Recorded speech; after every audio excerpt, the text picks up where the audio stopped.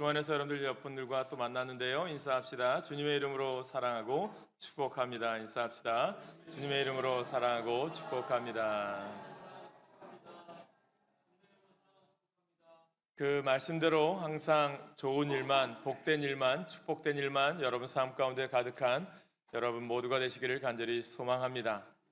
믿음 안에 산다라고 하는 것 은혜입니다. 하루하루 우리가 살아가는 삶이 또 세상의 많은 소식들은 우리를 힘들게 하고 어렵게 하지만 분명한 것은 오늘 우리가 예배 자리에 나온 우리들 가운데 하나님은 세상을 바라보는 게 하는 것이 아니라 오직 우리를 창조하신 주 여호와 하나님을 바라봄으로 참된 소망을 주님께 두기를 원하신다라는 것입니다. 그 의미로 오늘도 하나님과 동행하고 주님과 기쁨으로 사는 우리 모두가 되시기를 간절히 소망합니다. 생명의 공동체를 세우는 40일의 여정 중에 있습니다. 오늘은 그 연속선상에서 주일 말씀 치유받아야 치유자가 된다라고 하는 말씀을 함께 은혜를 나누고자 합니다. 저는 분명한 것은 우리가 2025년도를 시작하면서 하나님께서 공동체를 세우는 40일의 여정을 시작하시게 하신 이유는 분명한 하나님의 뜻이 있음을 믿습니다. 하나님의 때에 맞게 꼭 필요한 일이기에 우리에게 이러한 사역을 하게 하셨고 또한 새벽을 깨우게 하셨고 또 주일에 말씀을 듣게 하신 줄로 믿습니다. 또한 여러분들 가운데 때론 풀리지 않은 문제들이 또 해결되지 않은 여러 가지 어려움들이 또 육신의 연약함들이 영적으로 어려운 부분들이 오늘 예배를 통해서 해결되어지고 또 그 해결됨을 통해서 하나님의 역사하심을 경험하는 저는 우리 성도들 되시기를 또한 간절히 소망하고 나아갑니다. 그 기분 가운데 그 능력 가운데 여러분들이 오늘도 하나님 바라보며 이 예배를 주님 뜻 가운데 승리하며 나가시기를 간절히 축복합니다. 중요한 것은 모쪼록 저는 이 40일의 여정 속에서 오늘 우리 가운데 있는 여러 가지 벗겨지지 않은 짐들 또 개인적으로 힘들어하는 모든 것들이 벗겨지고 또 모든 것들이 치유되는 그런 역사가 또 있기를 소망해 봅니다. 근데 중요한 것은 우리가 교회 나왔으니까 또 예배를 드리니까 당연히 내 문제, 내 어려운 것 해결되겠지 그것이 아닙니다. 중요한 것은요 어떤 일이든지 또 당연한 것이 아니라 내가 하나님께 나아갈 때 하나님 뜻 가운데 우리가 믿음으로 기도할 때 하나님은 역사하신다라는 거죠. 치유는요 시스템이 하는 것이 아닙니다. 설교자인 제가 하는 것도 아니고 주님만이 고쳐주실 수가 있습니다. 주님이 치유해 주실 줄로 믿습니다. 저는 어떤 고난이든 그 고난의 해답은 기도 가운데 있음을 믿습니다. 저는 오늘 우리가 이 시대 속에서 어지러움 속에 살아가지만 저는 여러분 가운데도 또 때론 여러분 가운데 말하지 못한 어려움도 있을 수 있겠지만 오늘 여러분 가운데 이 어려움을 이겨나갈 수 있는 기회가 예배가 되고요. 또한 하나님께 나아가는 기회가 오늘 이 기도를 통해서 이루어지기를 간절히 축복합니다. 요즘 이 사회를 분석을 합니다. 사회적인 여러 가지 이슈와 이런 모든 것들을 분석한 책들이 많이 출판되어지는데요. 몇 년 전에 이 나라와 민족에 대해서 또 해석한 사회에 대해서 해석한 책이 피로사회라고 하는 책이 출판된 적이 있습니다. 그 책의 내용을 보니까 한마디로 정의하면 왜 이 사회에 이렇게 아픔의 문제가 많을까? 또 이 사회에 이렇게 해결되지 않은 여러 가지 문제들이 우리 가운데 일어나는 것일까 이야기합니다. 그런데 그 이유를 보면 모두가 다 성과주의, 모두가 다 자기 이기주의에 기인하는 자기 착취가 거기 가운데 있어서 생겨난다라고 이야기하더라고요. 우리도 모르는 사이에 우리 스스로를 몰아세우고 급격하게 변화되는 삶 속에서 또 시대의 속도에 맞추어 살아가려고 하다 보니까 어른은 어른대로 또 젊은이는 젊은이대로 아파하고 힘들어한다라는 이야기가 이 책 속에 있습니다. 보면 또 아파하는 증상 이 시대 속에서 보면 대체적으로 많이 나타나는 것이 뭐냐? 이것을 병적으로 해석하면 우울증이라고 해석을 합니다. 정말 우리들이 우울증, 스트레스 이런 것들이 우리 주변에 얼마나 많이 나타납니까? 아는 것처럼 우리나라가 전 세계 OECD 국가 중에서 우울증 약 또 불면증 약이 세계 최고로 팔리는 나라가 됩니다. 우리 주변에도 이런 우울증 때문에 고통하는 분들이 계세요. 또 잠도 편하게 자지 못해서 힘들어하는 분도 계시고요. 우리 그리스도인들도 분명한 것은 예외가 없다라는 거죠. 요즘처럼 정치적으로 사회적으로 대격변의 시기에는 특별히 마음의 독감이라고 하죠. 이러한 우울증 때문에 사람들이 너무 고통스러워한다라는 거죠. 어떻게 보면 요즘 이 시대를 과학적으로 분석하면 AI 시대, 최첨단 시대, 정말 과학의 문명이 자율주행차가 나올 정도로 문명이 발달했습니다. 근데 오히려 이러한 문명이 발달하고 SNS라든가 유튜브라든가 많은 사람들이 서로 교류할 수 있는 채널도 많이 생겼습니다. 근데 오히려 우리가 안타까운 게 SNS나 또 이런 곳에 우리가 신경을 쓰기도 하고 여러 가지 소통하려고 애를 쓰지만 마음에는요 쉼이 없다라는 거예요. 참 아이러니하지 않습니까? 소통하고자 SNS가 생기고요, 소통하고자 여러 가지 방송 채널들이 유튜브가 생겼는데 안타까운 것은 소통이 많아졌다고 하지만 그 속에는요 인격적인 소통이 없었다라는 것입니다. 저는 여러분들에게 쉽게 얘기하면 여러분들 휴대폰이 다 있을 거예요. 휴대폰에 적게는 몇십 명, 몇백 명들의 전화가 기록되어 있을 겁니다. 저장되어 있을 텐데 여러분들이 막상 전화하고 싶은 사람, 마음 놓고 만나서 한번 대화하고 싶은 사람은 그 중에 몇 명이나 되고 있습니까? 여러분들은 어떻게 생각하십니까? 힘들 때 나를 위로해주고 내가 정말 어려울 때에 마음껏 만나고 싶은 사람, 만날 사람들이 있으신가요? 많지 않습니다. 마음 편하게 만날 사람들이 적다는 게 이 시대의 문제겠죠. 젊은이들은 젊은이들대로 힘들어하고요, 또 연세 드신 분들은 연세 드신 분대로 고독해하고 있습니다. 모두가 다 외로워하는 시대가 어떻게 보면 이 시대인 것 같아요. 왜 그럴까? 정말 희망부재로 육체적으로 병이 동반되는 경우도 있다고 이야기합니다. 이것이 요즘 이 시대의 현상이라는 거죠. 신앙적인 차원의 우울증도 있습니다. 정말 우리가 예수를 잘 믿고 교회 열심히 다니고 신앙이 좋으면 우울증이 안 걸리면 좋은데 우울증이 와요. 꼭 그렇지 않은 것 같아요. 우리가 신앙생활 열심히 한다고 해서 우울증이 안 오는 건 아닌 것 같아요. 여러분, 훌륭한 그리스도인들도 우울증에 걸리는 분들을 또 주변에서 볼 때가 있어요. 왜 그럴까? 또 성경에도 보면 욥이라고 하는 사람, 의인이었던 사람, 또한 에레미야라고 하는 눈물의 선지자, 이들도 위대한 선지자가 자기가 태어난 날을 너무 힘들어하면서 저주할 정도로 우울증에 빠진 적도 있습니다. 다윗도요, 이스라엘의 위대한 왕 골리앗을 물리쳤던 다윗도요, 시편 13편 1절에 보면 자신의 마음을 이렇게 표현합니다. 우리 같이 읽겠습니다. 13편 1절 시작. 여호와여, 어느 때까지니까 나를 영원히 잊으시나이까? 주의 얼굴을 나에게서 어느 때까지 숨기시겠나이까? 얼마나 힘들면 이런 고백까지 성경에 시편에 기록하고 있을까요? 우울증이라는 거죠. 진실한 그리스도인들도 이런 우울증에 걸릴 수가 있다는 것입니다. 그래서 건강한 영상가들이 우울증에 대해서 이런 얘기합니다. 우울증은 영혼의 어두운 밤이다 라고 표현을 합니다.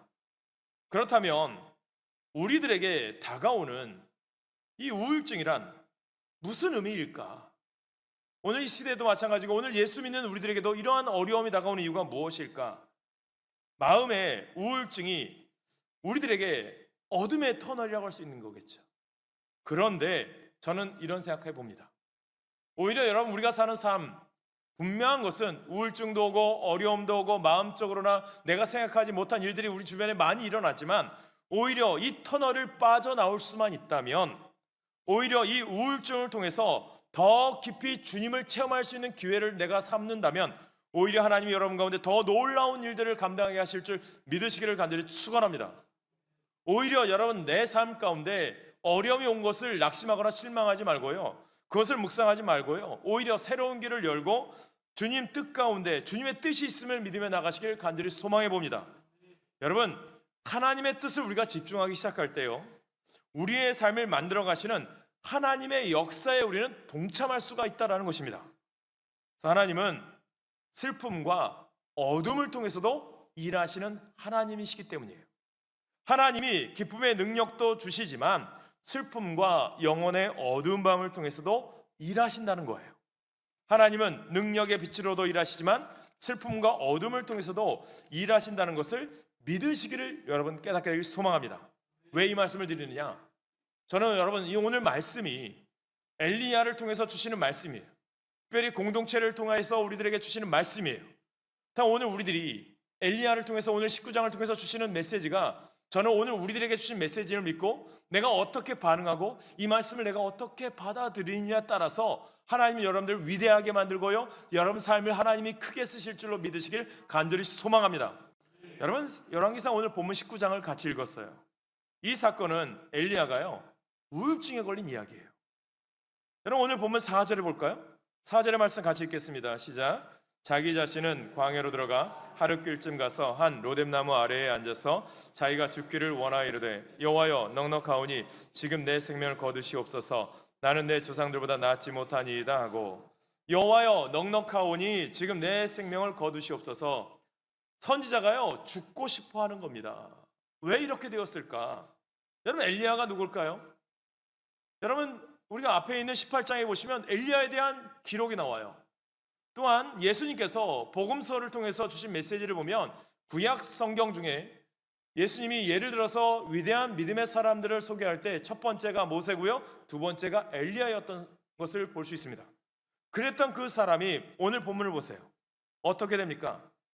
하나님이 쓰신 위대한 사람이었는데요, 그가 오늘 19장에서 보니까 우울증에 하나님 저를 죽여주십시오. 제가 살아서 뭐 하겠습니까? 이렇게 목숨을 버리려고 합니다. 그런데 앞장 18장을 보면요, 엘리야는 어떤 영적 체험을 하느냐, 어떤 하나님의 기적을 체험하느냐, 850명의 바알과 아세라 선지자들과 싸워서 850대 1에서 승리를 하게 됩니다. 얼마나 큰 기적입니까? 갈멜산에서 영적인 전투에서 승리합니다. 그리고 바알 선지자 450명을 칼로 죽여버립니다. 기도하니까 3년 6개월 동안 비가 오지 않았던 그 가뭄이 들었던 이스라엘 땅에 이 엘리야의 기도를 통해서 비가 옵니다.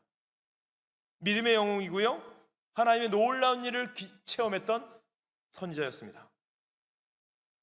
850대 1에서 승리하고 빗속을 달렸던 엘리야, 그런 엘리야가요 죽기를 구합니다. 주여 죽여달라고 간청을 합니다. 왜 그럴까요? 영적인 디프레스겠죠. 말이 됩니까? 왜? 이유가 뭘까요? 그렇다면 오늘 본문을 통해서 우리들이 깨달아야 될 것은, 엘리야에게도 이런 영적 침체가 왔다면 오늘 우리들 가운데도요 이러한 영적인 디프레스가 올 수 있다는 거예요. 그렇다면 왜 영적 침체가 엘리야에게 왔을까? 우리들이 알아야 될 이 영적 침체들을 우리들도 여러분이 엘리야를 통해서 어떻게 극복해 하셨고, 오늘 그 말씀을 통해서 우리들이 깨닫게 된다면 오늘 우리들도요 엘리야를 통해서 주시는 하나님의 위로의 메시지를 받을 수 있다는 거예요. 왜냐? 엘리야가 경험했던 하나님, 엘리야가 바라봤던 하나님은 오늘도 우리 가운데도 역사하시고 살아계신 여러분, 우리의 하나님이심을 명심하시길 간절히 축원합니다. 여러분, 그렇게 엄청난 영적 전투에서 승리했던 엘리야에게도 영적 침체가 찾아왔으니 오늘 우리들이 신앙생활하면서 살아가는데 우리들에게도 영적 침체가 오는 것이요 그렇게 이상한 것이 아니라는 것을 깨달으셔야 된다는 거예요. 이것이 우리들에게 위로가 될 수 있습니다. 하나님은 우리를 영적 침체에 빠지도록 인도하시는 분은 아니신 것을 아셔야 되는데, 여러분 잘 구별하셔야 돼요. 그렇다면 왜 영적 침체가 왔느냐? 그러나 여러분, 우리가 깨닫는 것은 하나님이 우리를 만드실 때에 우리를 연약하게 만드셔서 저를 포함한 여러분 중에 누구도 영적 침체에 빠질 수 있는 존재라는 것을 인정하셔야 된다는 거예요. 누구나 다 하나님 앞에 상처받을 수 있고 아픔을 경험할 수 있음을 명심하라는 거예요. 그런데 깨닫는 것은 왜 우리 가운데 아픔이 오고, 왜 우리 가운데 영적인 침체가 오고, 때론 내 마음에 이러한 상처들이 다가오는 것일까? 이것을 여러분들 우리들이 깨달으셔야 된다는 거예요. 그렇다면 원인을 알아야 치유를 경험할 거 아닙니까? 여러분, 우리들이 병을 치료하고자 할 때 어떤 바이러스나 뭐 그런 것도요, 코로나 바이러스가 걸렸을 때 그 코로나 바이러스의 근원을 찾으려고 얼마나 많이 노력을 했습니까? 그 근원을 알아야, 그 원초적인 바이러스의 것을 알아야 병이 된 것조차도 치유할 수 있기 때문 아니겠습니까? 신앙도 마찬가지 아닙니까? 그래서 오늘 여러분들이 깨달아야 될 것은 엘리야가 왜 이렇게 영적 침체가 왔느냐? 첫 번째는요, 환경을 바라보았기 때문이에요. 여러분, 오늘 3절을 볼까요? 3절을 읽겠습니다. 시작. 그가 이 영편을 보고 일어나 자기의 생명을 위해 도망하여 유다에 속한 브엘세바에 이르러 자기의 사원을 그곳에 머물게 하고, 여기에 보니까 형편을 보고 라고 되어 있습니다. 환경을 본 거예요. 주님을 바라본 것이 아니라 환경을 보았다라는 것입니다. 오늘 치유는요, 누가 하시나요? 하나님이 하십니다. 여러분, 환경을 보는데 환경이 어떤 환경일까요? 오늘 보면 1절과 2절을 보세요. 엘리야가 이 환경을 보니까, 형편을 보니까 이세벨이 자기를 죽이려고 쫓아오는 거예요. 여러분, 2절 말씀만 같이 읽을까요? 2절 같이 읽습니다. 시작. 이세벨이 사신을 엘리야에게 보내어 이르되 내가 내일 이맘때에는 반드시 내 생명을 저 사람들 중 한 사람의 생명과 같게 하리라. 그렇게 하지 아니하면 신들이 내게 벌 위에 벌을 내림이 마땅하니라 한지라. 사람이요, 지나치게 환경을 의뢰하게 되면 어리석은 기도하는 것 같아요. 그러니까 엘리야가 자기를 죽여달라고 한 거 아니겠습니까? 어리석은 기도예요. 하나님은 응답하시지 않습니다. 환경을 보고 환경을 볼 때 우리가 지나치게 환경을 의지하면 어리석은 기도, 과장한 기도를 하게 되는 것임을 우리가 깨달으셔야 된다는 거예요. 여러분, 요즘 시대가 예전에 비해서 많이 복잡하지 않습니까? 여러분, 가상시대, AI 인공지능의 시대가 되었습니다. 그래서 요즘을 가상현실 시대. 그래서 여러분들 이 과학이 발달하니까 어떻게 됩니까? 딥페이크.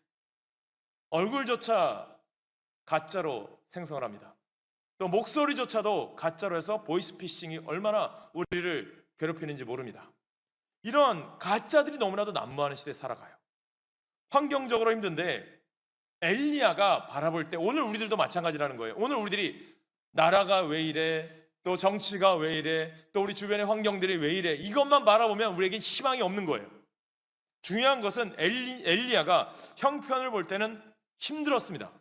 여기서 보세요. 중요한 건 엘리야가 원하는 게 이루어지지가 않았다는 게 있습니다. 이것을 아셔야 됩니다. 여러분, 여러분 영적인 침체로 이끌어가는 것은요, 하나님께서 행하신 일을 바라본 것이 아니라 우리들이 원하는 일이 이루어지지 않을 때 우리는 영적 침체로 빠져들 때가 많다라는 것입니다. 예를 들면 여러분, 엘리야가 18장에서 보면 850대 1을 싸워서 전쟁에서 승리했고요, 하나님께서 기적을 베풀어 주셨잖아요. 그러다 보면 하나님께서 저 아합 이세벨도 다 무릎 꿇게 하고 회개하게 하겠지라고 했는데 반응이 다른 거예요. 여러분, 오늘 우리들이 깨달으셔야 됩니다. 내가 원하는 대로 되는 것이 복이 아니에요. 오늘 우리들이 기도합니다. 하나님께 간절히 매달려요. 그런데 중요한 것은 하나님께 매달리는 이유가, 기도하는 이유가 뭡니까? 하나님의 뜻이 오늘 우리 가운데 이루어지길 소망합니다. 그것이 이루어져야 하는데, 하나님, 오늘도 내가 하나님 30일, 40일 작정 기도했는데 왜 이루어지지 않습니까? 그러다 보니까 그것에 묵상하다 보면 환경 조건을 바라보면 어떻게 됩니까? 영적으로 낮아져서 침체가 오는 거예요. 우울증이 다가오는 거예요. 저는 오늘 여러분 가운데 환경과 조건을 뛰어넘는 영안이 열리시기를 간절히 축원합니다. 지금 영적 침체를 경험한 우리들에게 굉장히 중요한 원인이 되는 것이 뭐냐면, 내가 원하는 것이 안 되는 것, 내가 원하는 일들이 이루어지는 것이 안 될 때 그렇다라는 거예요. 깨달으셔야 됩니다. 예를 들면 여러분, 주일을 할 때 그래요. 교회에서 열심히 봉사하는 분이 있어요. 근데 보면 꼭 그 일에 방해하는 분들이 있거든요. 부정적인 이야기하는 분들이 있어요. 근데 많은 사람들이, 중요한 것은 칭찬해 주는 말, 격려해 주는 말, 서로 세워주는 말을 많이 해야 되는데, 근데 오히려 부정적인 하는 사람들이 꼭 한두 명씩 있거든요. 그런데 우리들이 쉽게 이 부정적인 말 한마디 때문에 내가 시험 들어요. 예전에 어떤 교회에서 열심히 일했던 장로님이 계세요. 그런데 보니까 이 장로님에게 어떤 분이 찾아와서 부정적인 이야기 한 거예요. 그러다 보니까 새해가 되다 보니까, 목사님, 제가 올해는 그 일을 그만 좀 내려놓고 싶습니다 라고 하는 거예요. 그래서 이 목사님이 이 장로님께 물어봤어요. 장로님께 부정적인 이야기하는 사람이 많아요? 또 긍정적이고 하나님 중심적인 이야기하는 사람이 많습니까? 당연히 하나님 중심적인 이야기하는 사람이 더 많죠. 꼭 저에게 부정적인 이야기하는 사람은 한 사람밖에 없어요. 이 말을 드린 이유가 뭡니까? 우리가 누구의 영향력을 받느냐가 중요합니다. 오늘 우리 믿음의 사람들은요, 부정적인 사람들의 영향을 받아서는 안 된다는 거예요. 저는 오늘 여러분들이 신앙의 영향력을 가지시길 간절히 축복합니다. 믿음의 영향력을 가지시길 간절히 축복합니다. 이게 참된 신앙이라는 거예요. 깨달으셔야 됩니다. 오늘 여러분들이 주의 일을 할 때, 하나님의 일을 할 때, 오늘 우리들이 내가 원하는 대로 내 뜻대로 되는 것이 복이 아니라 하나님 뜻대로 되는 것이 복임을 깨닫게 되길 간절히 축복합니다. 두 번째로 엘리야에게 무슨 일이 일어났습니까? 육체적인 어려움도 다가와요. 여러분, 그가 갈멜산에서 영적 전쟁에 승리했잖아요. 850대 1에 승리하고 나서 브엘세바로 가요. 또 거기서 광야까지 갑니다. 그 길을 거리로 생각하니까 약 한 200km 정도 떨어졌다고 이야기해요. 육체가 완전히 소진되었어요. 오늘 보면 5절에 보니까 이런 얘기합니다. 같이 읽습니다. 5절 시작. 로뎀나무 아래에 누워 자더니 천사가 그를 어루만지며 그에게 이르되 일어나서 먹으라 하는지라. 완전히 번아웃 됐어요. 지쳤어요. 사람은요, 육체의 한계가 있습니다. 그러나 저는, 우리 믿음의 사람들은 육체의 한계를 뛰어넘어야 은혜가 임한다고 저는 믿고 있지만, 때론 우리들이 어떻습니까?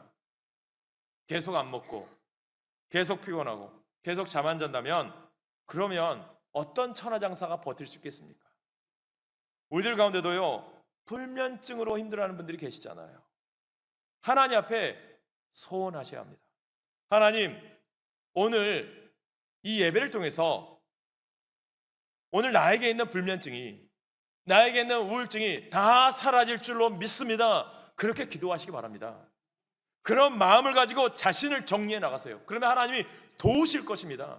하나님이 사랑하는 자에게 편안한 잠을 주실 줄로 믿습니다. 저는 오늘 밤에도 여러분 열심히 일찍 주무시고 새벽을 깨우시기 바랍니다. 그러면 새벽을 깨우는 여러분 가운데 살맛이 나는 능력이 임할 줄 믿습니다. 아는 사람만 복 받을 줄 믿습니다.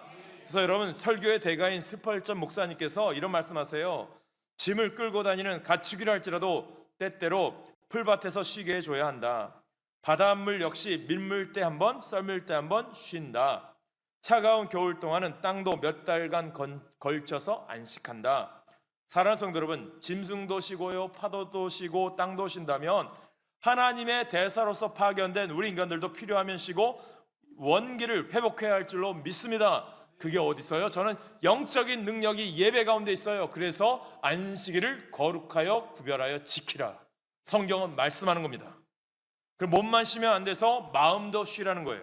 저는 오늘 우리 교회 성도님들이 몸과 마음만 쉬는 균형 잡힌 쉼이 있기를 간절히 축원합니다. 첫 번째, 환경적인 어려움.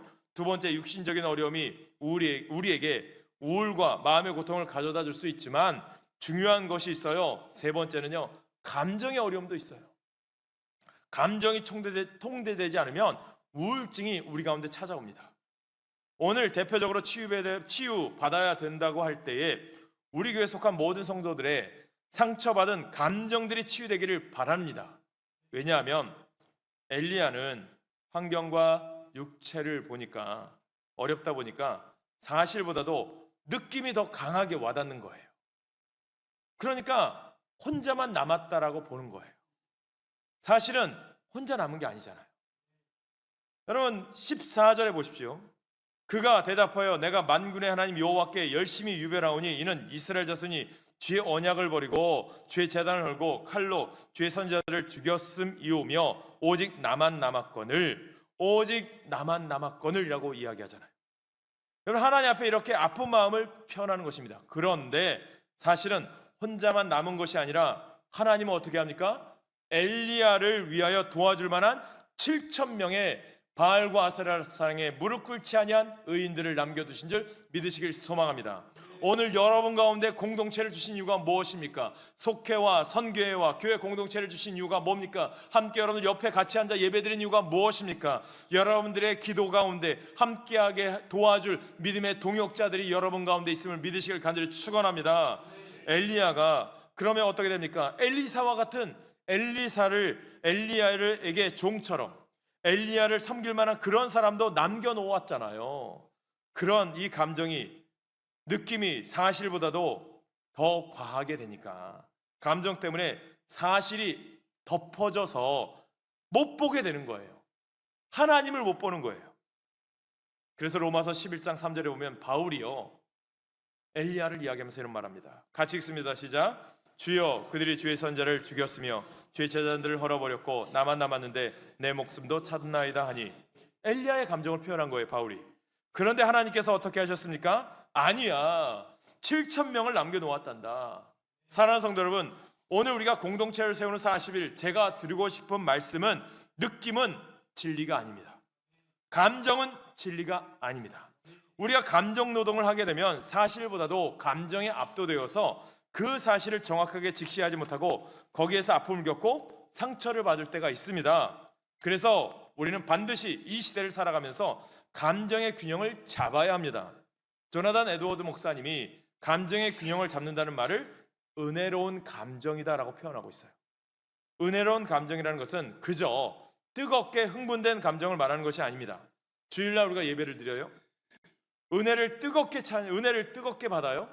뜨겁게 찬양을 해요. 그 자체가 너무 좋아요. 그런데 여러분들이 집에 가서 가족들에게 상처 주는 말하고, 이것은 균형 잡힌 감정이 아니라는 거예요. 여러분, 호세아 7장에 보면 뒤집지 않는 전병이 나와 있습니다. 그 당시 떡이 있는데 당시 유목민들은요, 돌 위에 떡을 구워요. 일정 시간이 되면 어떻게 됩니까? 다 완전히 익히기 위해서 뒤집어 줘야 되잖아요. 그런데 뒤집지 않으니까 한쪽은 타버리고 한쪽은 설익어 버려요. 여러분, 영적인 세속화를 이야기하지만 감정적인 부분에서 놓고 보면 균형 잡히지 않은 한쪽은 뜨거운데 한쪽은 설익은 것이에요. 균형이 안 잡혀 있는 겁니다. 오늘 우리 주변에는 불균형한 감정 때문에 얼마나 많은 사람들이 고통스러워하는지 모릅니다.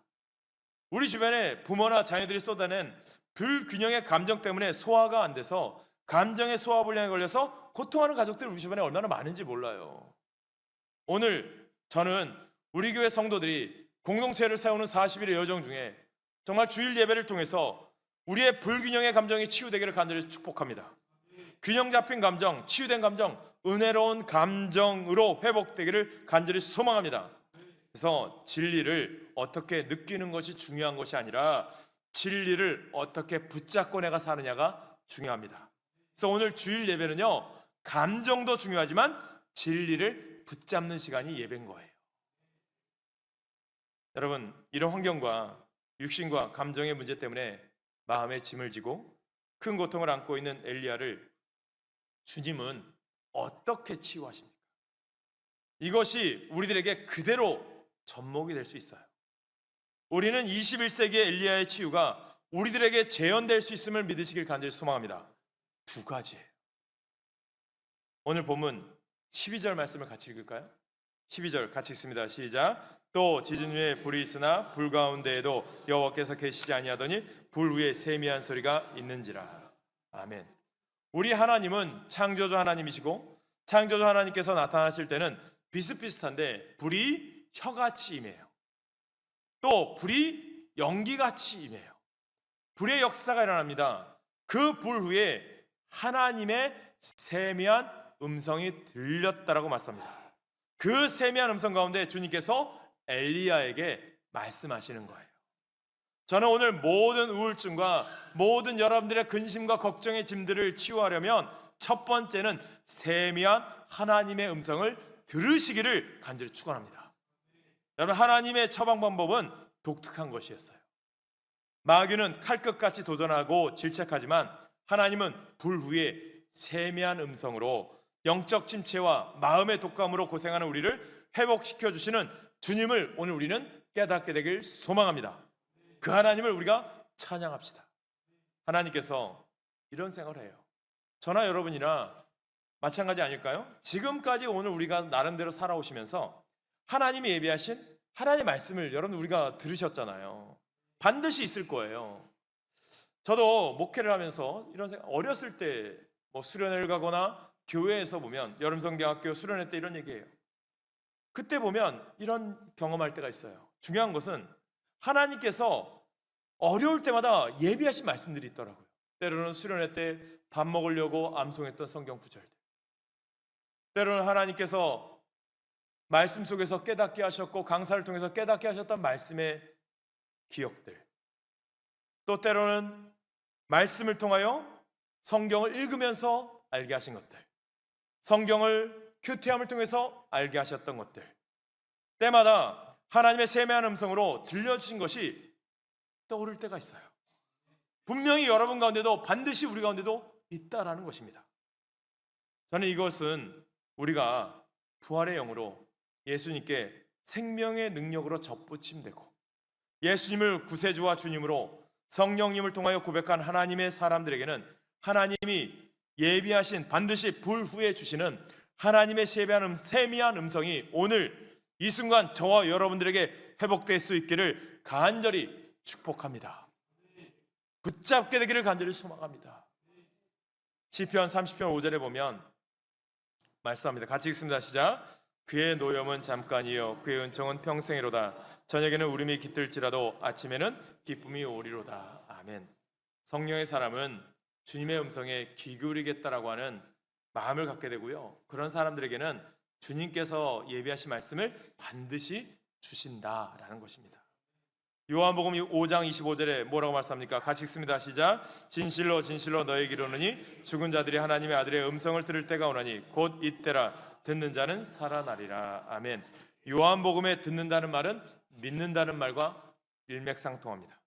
하나님의 말씀을 듣고 믿는 자는 반드시 살아나리라 말씀합니다. 여기 죽은 자들이란 영적으로 죽은 것도 포함되고요, 그 다음 우리가 적용해서 해석해보면 오늘 우울증에 걸리고 삶에 죽은 것 같이 지쳐있고 내 심령이 완전히 미래에 대한 어떤 희망이 다 끊어버리고 삶의 깊은 어두운 밤을 지나는 모든 영적으로 죽은 자들은 하나님께서 분명히 믿음으로 기도하고 하나님을 찾는 자들에게는 하나님의 음성에 세미한 것을 듣게 되면 듣는 자는 반드시 살아나리라 말씀했다라는 것입니다. 듣는 자는 살아나리라. 나사렛 예수 그리스도의 이름으로 일어나 걸으라. 저는 오늘 여러분 가운데 이 말씀이 들려지길 간절히 축복합니다.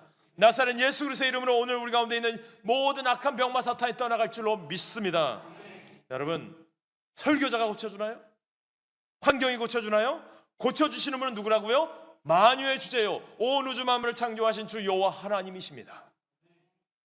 그분이 우리를 창조하셨고 그분이 우리를 치유하실, 우리는 그것을 믿으시길 축복합니다.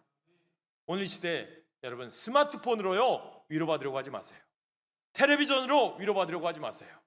영적인 우리 자신을 주님의 말씀으로 충전하시길 바랍니다.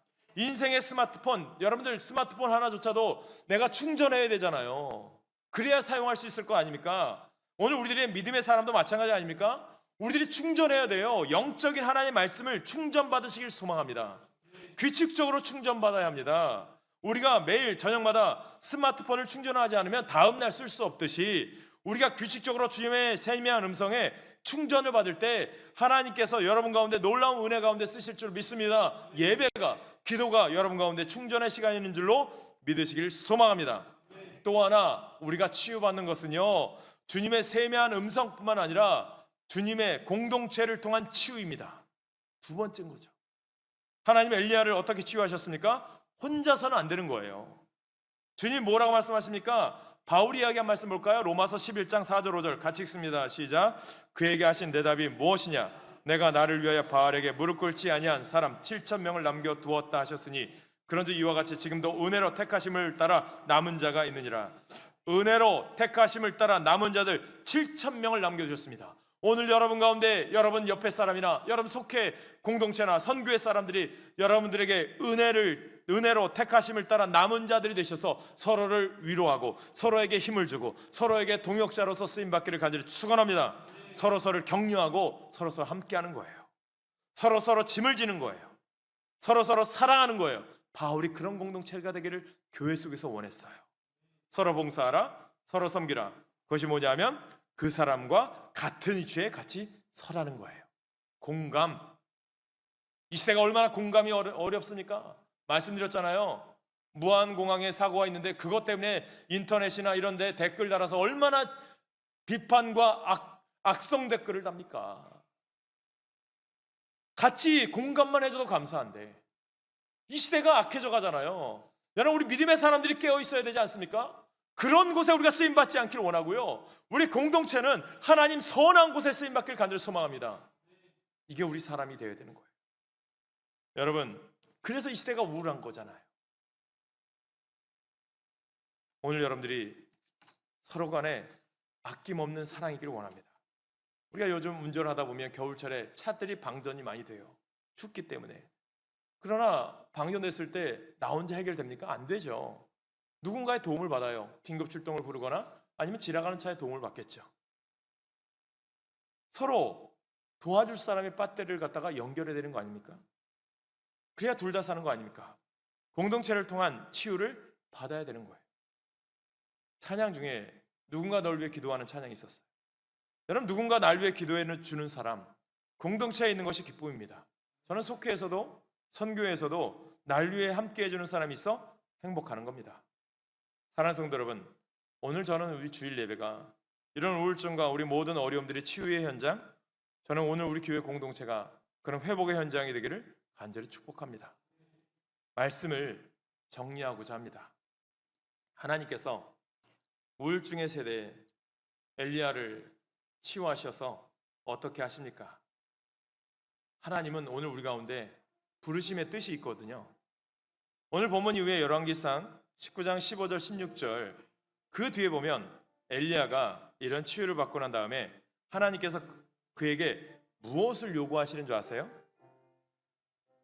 같이 읽겠습니다. 15절 16절 시작. 여호와께서 그에게 이르시되 너는 내 길을 돌이켜 광야를 통하여 다메섹에 가서 이르거든 하사엘에게 기름을 부어 아람의 왕이 되게 하고 너는 또 nim시의 아들 예후에게 기름을 부어 이스라엘의 왕이 되게 하고 또 아벨 무홀라 사바스의 아들 엘리사에게 기름을 부어 너를 대신하여 선지자가 되게 하라. 아멘. 그럼 치유 이후에 하나님의 사명을 실천하는 사명자가 되어라. 저는 오늘 여러분들이 사명자잖아요. 특별한 사람을 세우고 사람을 섬기기 위하여 쓰임받으라는 것입니다. 엘리야가 예후를 세워요. 예후가 누굽니까? 개혁자였고요. 엘리사가 누굽니까? 이스라엘의 병거와 마병이 될 만한 하나님의 사람을 엘리야가 세우게 된 것 아니겠습니까? 오늘 한국 사회에 만연한 이 우울증들을 우리가 치유함으로 말미암아 주여 하나님의 사람들을 세우게 하여 주시옵소서. 주여 다음 세대를 세우게 하여 주시옵소서. 우리의 기도를 통하여 우리 민족의 지도자가 올바르게 세워지게 하여 주시옵소서. 여러분의 삶이 변화되기를 원하십니까? 여러분들이 영적 침체에서 벗어나기를 원하십니까? 그렇다면 이 세미한 음성 들으셔야 합니다. 하나님이 때때로 우리가 영적으로 침체의 길을 걸게 하실 때가 있어요. 가만히 생각해 보니까 사실의 문제가 아니라 우리 감정의 문제일 때가 참 많은 것 같아요. 우리는 내가 원하는 것이 이루어지지 않음으로 인하여 침체될 때가 참 많은 것 같습니다. 내가 이만큼 했으니까 이런 결과를 얻어야 된다고 생각도 참 많이 하는 것 같습니다. 우리가 영적 침체의 길을 걸을 때에 우리를 포기하거나 우리를 질책하거나 우리를 혼내시는 하나님이 아니라 우리를 위로하시고 우리를 먹이시는 하나님, 엘리의 하나님을 오늘 우리는 기억하시기 바랍니다. 그래서 오늘 우리가 그 하나님 앞에 그렇게 기도합시다. 하나님, 저 많이 힘들어요. 하나님, 제가 영적으로 많이 지쳐 있어요. 하나님의 일을 하기에는 제가 좀 부족하다고 하는 생각이 좀 들어요. 그래서 하나님, 저를 도와주세요. 우리를 어루만지는 하나님의 손길이 엘리야에게 임했던 그 하나님의 손길이 우리 오늘 예배드린 여러분 성도들, 여러분들 삶 가운데도 임하기를 간절히 소망합니다. 우리를 회복시키시는 하나님의 은혜가 우리 가운데 임하게 되기를 간절히 축복합니다. 그 마음으로요, 여러분 우리의 삶이 하나님의 기쁨 되길 원합니다. 내 마음이 하나님 새롭게 되길 원합니다. 그 마음으로 찬양하시겠습니다.